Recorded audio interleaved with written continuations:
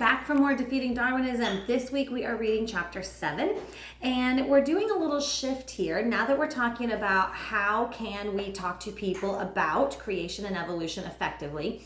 What Dr. Johnson is going to do in this chapter is he's going to go backwards a little bit and talk about the history of the United States and how did we get to this place where God has effectively been replaced with evolution.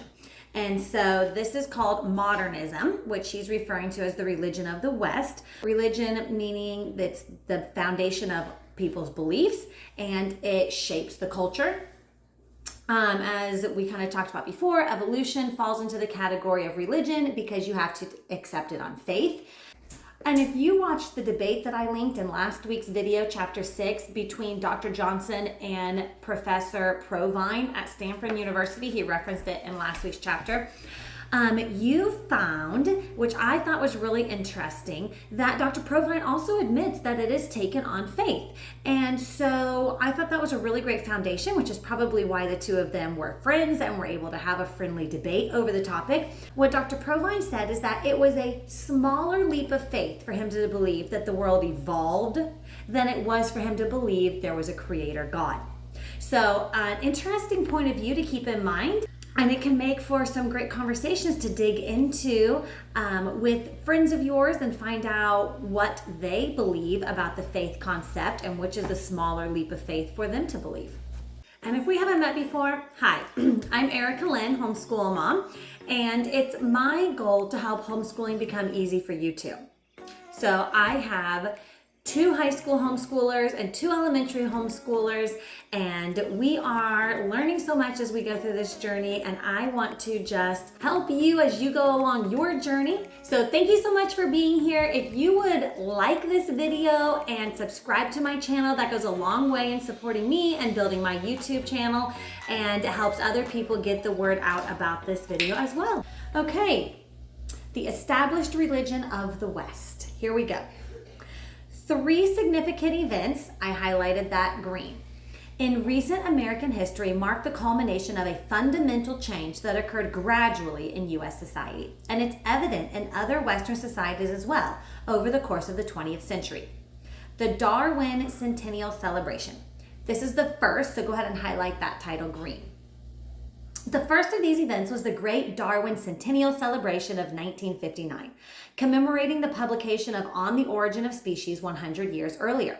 The celebration was held at the University of Chicago, which had been the site of 2 other scientific milestones of the mid-20th century. One of these was the first self-sustaining atomic chain reaction at a primitive reactor underneath the university's abandoned football stadium in 1942. The second was a famous experiment by chemist Stanley Miller in 1953, which had produced amino acids by sending electrical current through a mixture of gases. Although the Miller experiment proved to lead only to a dead end, at the time it gave scientists confidence that they would soon discover how life evolved on the early Earth from non-living chemicals. They just keep saying, pretty soon we're going to figure this out. So keep that in mind. If you hear that, that's the same story they've been saying since the book was originally written over 150 years ago.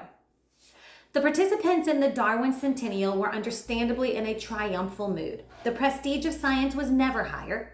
Polio had been conquered by a vaccine. Atomic power seemed to promise abundant, cheap energy.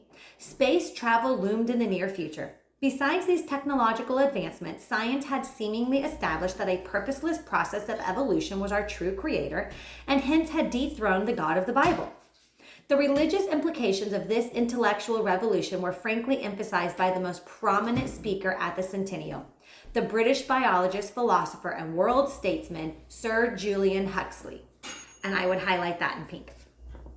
Julian Huxley was the grandson of Thomas Henry Huxley, who was known as Darwin's bulldog, because he was the most important early champion of Darwin's theory. T.H. Huxley had also invented the word agnostic. I highlighted that in blue as it's a definition, to describe his own religious views.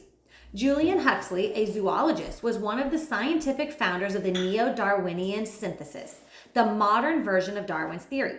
He was also the promoter of a naturalistic religion called evolutionary humanism. Highlight that in blue as well. That's a new vocabulary term. And the founding Secretary General of UNESCO, the United Nations Educational, Scientific, and Cultural Organization. In short, Julian Huxley was one of the most influential intellectuals in the mid-20th century, and in 1959 was the high water mark of his influence. Here are some excerpts from Huxley's remarks at the centennial. So this is what he said when he was speaking at the Darwinian centennial in 1959. Future historians will perhaps take this centennial week as epitomizing an important, crucial period in the history of this earth of ours. The period when the process of evolution, in the person of inquiring man, began to be truly conscious of itself.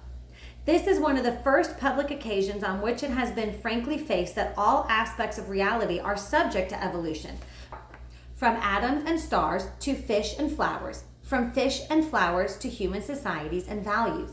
Indeed, all reality is a single process of evolution. In 1859, Darwin opened the passage leading to a new psychosocial level with a new pattern of ideological organization, an evolution-centered organization of thought and belief. In the evolutionary pattern of thought, there is no longer either need or room for the supernatural. This right here, remember, is backing up the theory that evolution is believed in because they want something to replace God. The earth was not created, it evolved. So did all the animals and plants that inhabit it, including our human selves, mind and soul, as well as brain and body. So did religion. Evolutionary man can no longer take refuge from his loneliness in the arms of a divinized father figure whom he himself created, nor escape from the responsibility of making decisions by sheltering under the umbrella of divine authority, nor absolve himself from the hard task of meeting his present problems and planning his future by relying on the will of an omniscient but unfortunately inscrutable providence. Finally, the evolutionary vision is enabling us to discern, however incompletely, the lineaments of the new religion that we can be sure will rise to serve the needs of the coming era. I highlighted that last half sentence yellow because that is really the main point of this chapter, that there is a new faith, there is a new belief system, a new religion that has come into being, even though it doesn't look like idol worshiping, it doesn't look like a God figure. There is a new religion that is worshiping naturalism that has taken over Western culture. So in short, the triumph of Darwinism implied the death of God and set the stage for replacing biblical religion with a new faith based on evolutionary naturalism. That new faith would become the basis not just of science, but also of government, law, and morality. It would be the established religious philosophy of modernity. And if you look at a lot of these categories, government, law, morality, you see how it's not based upon morals from the Bible anymore, but it's based upon morals from naturalism. And it's taken us down an entirely different road from where we were 100 years ago. Okay, the second major event was Inherit the Wind. So highlight that title green. The 1960 film version of Inherit the Wind was essentially the artistic equivalent to the 1959 Darwin Centennial. It portrayed the triumph of Darwinism as a Hollywood-style political liberal of the period would have seen it. The forces of freedom and enlightenment defeated the forces of ignorance, represented by Christian fundamentalism, and thus allowed the young lovers to escape to a better world. Because I have already devoted a chapter to the play and film, I will say little more about it here except to remind you of the importance of the final scene. At the very end of the film, the wise defense lawyer played by Spencer Tracy weighs the Bible and On the Origin of Species in his hands, shrugs, and then puts the two books together in his briefcase. The implied message is that the two are equivalent and compatible. The book of nature and the word of God are in agreement, provided that the latter is interpreted in the light provided by the former. Meaning the Bible must be interpreted through the lens of Darwinism. The closing gesture assures the audience that Darwinian naturalism does not aim to abolish Christianity, but to liberalize it so that it is compatible with a properly scientific understanding of our origins. Is that true though? Fundamentalist resistance to evolution is thus shown to be not only unintelligent and futile, but also unnecessary. The liberalized Christianity implied by this final scene in Inherit the Wind has been far more effective in legitimizing evolutionary naturalism than the explicit atheism of Richard Dawkins or Julian Huxley's proposed new religion of evolutionary humanism. Why repudiate Christianity explicitly when its rituals and language can be taken over and given a naturalistic meaning? Highlight that question green. This is a very subtle tactic that naturalism uses to leverage Christianity by transitioning it rather than replacing it, and people don't realize that it is being replaced. The death of God does not require the end of religion or even the end of the traditional Christian denominations. On the contrary, the new religion Huxley foresaw was already securely established within mainline Christian denominations. Liberal ministers and theologians tried to save Christianity by demythologizing it, removing or downplaying those supernatural elements that are so embarrassing to modernists. Highlight the word demythologizing in blue. That's a good vocabulary term. It is fairly easy to do this without openly denying key doctrines like the resurrection, because modernists tend to interpret religious statements as something like poetry. When a poet writes about miracles, scientific naturalists will take no offense because they know that poetry is meant to convey the feelings of the poet rather than the facts of nature. Likewise, it is possible for a minister or seminary professor to speak with great feeling about the resurrection while signaling to the philosophically sophisticated that the event occurred only in the minds of the disciples. Politically astute scientific naturalists feel no hostility towards those religious leaders who implicitly accept the key naturalistic doctrine that supernatural powers do not actually affect the course of nature. In fact, many scientific leaders disapprove of aggressive atheists like Richard Dawkins, who seem to be asking for trouble by picking fights with religious people who want only to surrender with dignity. And that would be the stance of accommodating. Besides debating the truth or falsity of religious claims, takes those claims more seriously than they deserve. To say that a statement is false is to concede that it could conceivably be true. This can be dangerous. Focusing the mind of an unbeliever on the question whether Christ's claims are true has often had unanticipated consequences.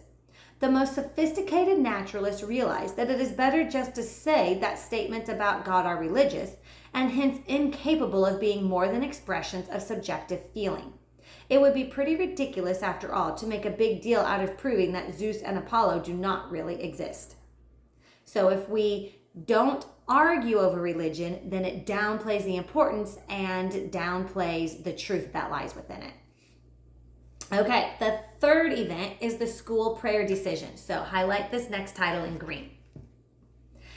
The third defining event of the mid-20th century was the Supreme Court's 1962 decision of Engel v. Vitale, which banned officially prescribed prayers from the public schools as an establishment of religion. I am not concerned here with whether officially promulgated school prayers are a good thing, but with the context of the decision tells us about changing attitudes towards God. What this shows us is that school prayer was no longer seen as the will of the masses. The masses had changed. The prayer in question came not from the Bible Belt, but from New York, a state with a large and influential Jewish population and a liberal tradition. Far from being oppressive in purpose, it represented a well-intended effort by public school officials to bring Jews and Christians together on the basis of the theism that was thought to unite them. The approved prayer read simply, Almighty God, we acknowledge our dependence upon Thee, and we beg Thy blessings upon us, our parents, our teachers, and our country.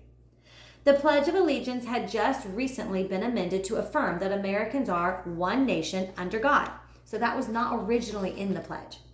And so educators had a good reason to think that a simple affirmation of our dependence on a common creator would be uncontroversial. They were mistaken.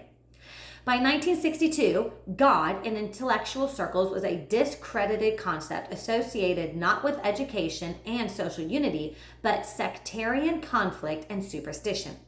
Although America had been remarkably free of religious strife and had welcomed millions of Catholic and Jewish immigrants to what had once been an overwhelmingly Protestant country, the centuries of religious wars and persecutions in Europe had given religion a bad name among intellectuals.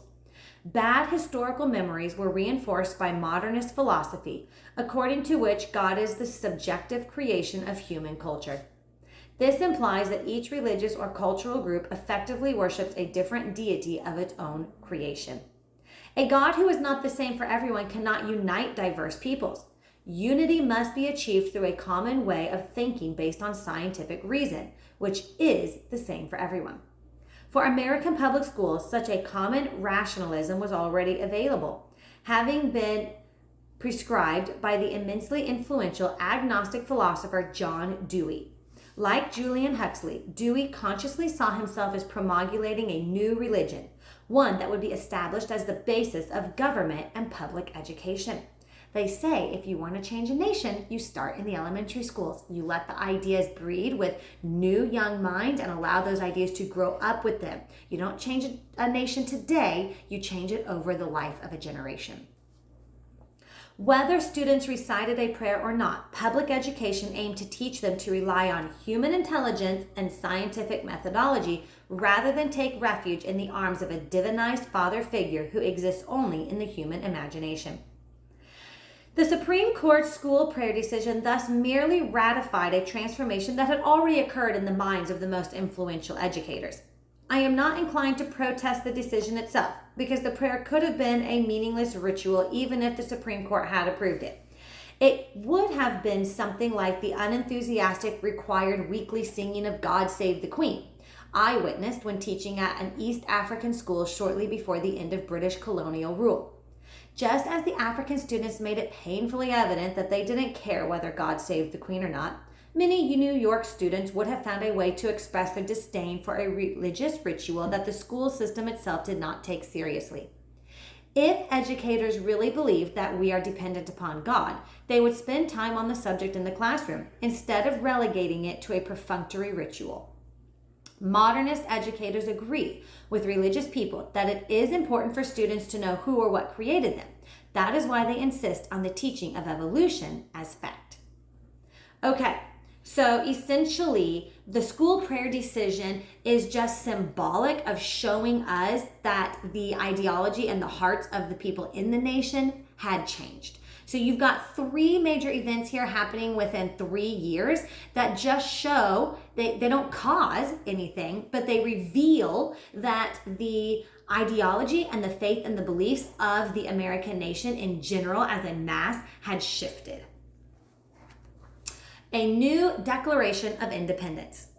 It would be roughly accurate to say that the 1960s marked the second American Declaration of Independence, our Declaration of Independence from God. I would highlight that sentence in yellow because that summarizes the main point here that he's making in this portion of the chapter. One might expect far-reaching moral and legal consequences to follow from such a declaration, and so they did. Before the mid-20th century, most Americans assumed that the law was based on a set of underlying moral principles that came ultimately from the Bible. Protestants, Catholics, and Jews differed on theological points, but on moral questions they were in broad agreement. For example, concepts about the sanctity of marriage, which today are very much in doubt, were taken for granted. Divorce was discouraged, both by law and by social pressure, and educators up to and through the university level did what they could to prevent premarital sex. The underlying moral code rarely had to be defended because it was rarely challenged.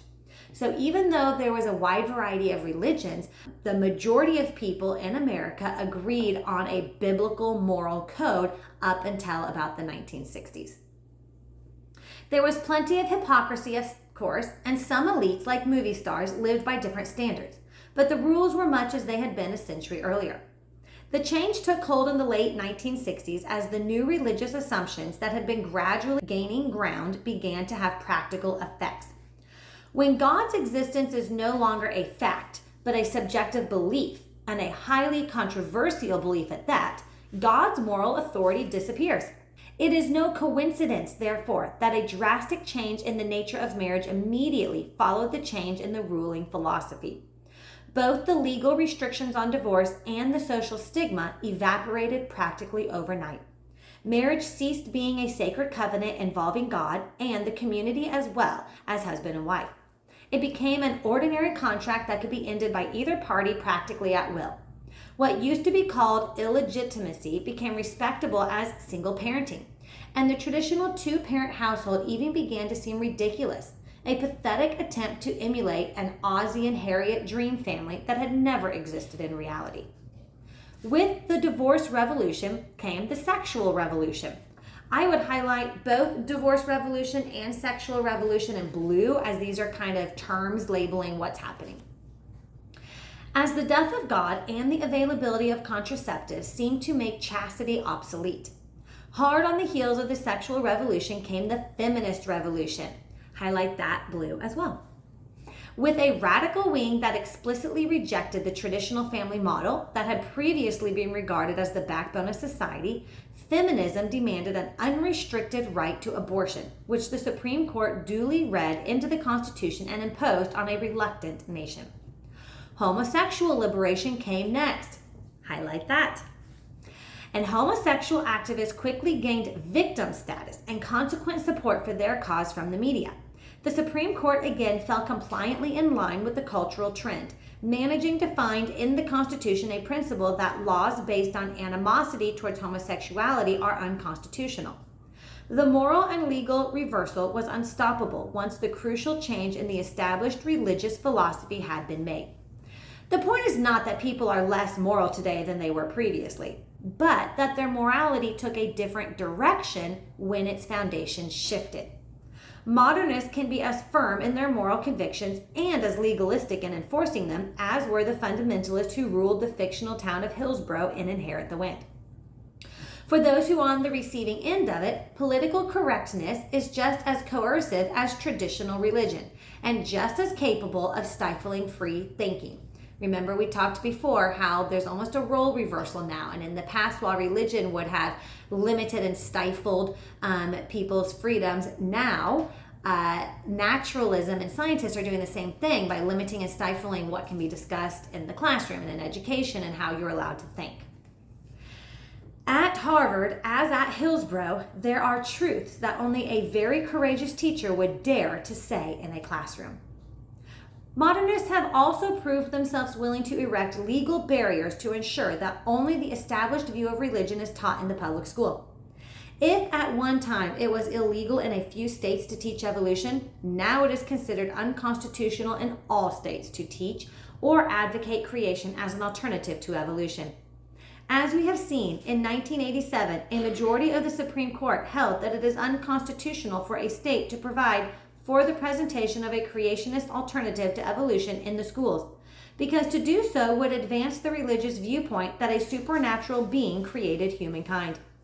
The question whether that viewpoint might be true did not arise, because the majority assumed the modernist position that religious beliefs are about feelings, not facts. Justice Scalia argued in dissent that the people are entitled to have whatever evidence there may be against evolution presented in their schools. His position baffled the modernists who dominate the legal culture. What evidence could there conceivably be against a scientific fact? Highlight that question green. So the main point that Dr. Johnson is making here in this new Declaration of Independence is that these three events in the 1960s show us what changed was God's existence is no longer seen as fact, but it's seen as belief. It's taken it to an entirely different category. Our final section here, politics is not the answer. People who are dissatisfied with these developments frequently try to reverse them by becoming involved in partisan politics or issuing quixotic demands for the impeachment of Supreme Court justices. That kind of political activity has been spectacularly unsuccessful. Indeed, many of the path-breaking judicial opinions that social conservatives complain about were authorized by justices appointed by such conservative presidents as Eisenhower, Nixon, Reagan, and Bush. Political action may slow down the rate of change, but eventually the logic of the ruling philosophy will prevail. So the politics in office and in government are only a reflection of the beliefs of the entire nation. We can't change those from the top down. That's not going to solve the problem. At the moment, for example, a majority of Americans assume that marriage is by nature a heterosexual relationship and that a marriage of two men or two women is a contradiction in terms. That is why President Clinton reluctantly signed the 1996 Defense of Marriage Act, defining marriage for purposes of federal law as a union of a man with a woman. Opinion leaders in the intellectual world, however, probably including President Clinton himself, view this act as an exercise in bigotry, much like the laws that once prohibited interracial marriage. Exactly what gives a majority the right to enforce a particular religious viewpoint about marriage, when that viewpoint is constantly being called into question, not only in secular institutions, but even in mainstream churches? That's a tough question to answer, especially if you have to stick to modernist criteria. The real question is whether the modernist criteria are right, or whether we are in the grip of a misguided intellectual fashion that is leading us straight into unreality. Highlight that first sentence of the paragraph in green. That's the question Dr. Johnson wants you to be asking. Addressing that question is the job not of a mass political party, but of an intellectual and spiritual movement. I regard the idea of a Christian political party with a combination of horror and amusement, because Christian denominations are themselves so confused and internationally divided. Naturalistic thinking is nearly as prevalent in the religious world as in the secular culture. I belong to the mainstream Presbyterian denomination myself, and we are having quite enough trouble trying to get our own denomination back on the right road without trying to govern the world in general. Politics is not the answer, but that isn't a counsel of despair. On the contrary, this should be a time of excitement, because it is a time of great opportunity. Christianity has always thrived on adversity. What it can't stand is worldly success and social respectability. Highlight those two sentences in yellow. That is very important here. And I want you to think back to your timeline song and foundations. Do you remember persecution spread the gospel? A wise parent in one of our communities pointed out when studying the Bible that truly only persecution spreads the gospel. And so to be in a situation where Christians are being persecuted for their belief in creation really opens the door for a spreading of the gospel. The Christian philosophy that was overthrown in the 1960s was an easy target because it had become identified with American culture and with worldly ideas like human perfectibility and the inevitability of progress, which are actually profoundly un-Christian. The agnostics are not to be blamed for moving into the resulting vacuum. On the contrary, I credit them with helping to clear out some of the rot that has infested the timbers of the house of God. Did you all see that metaphor there? I highlighted that orange.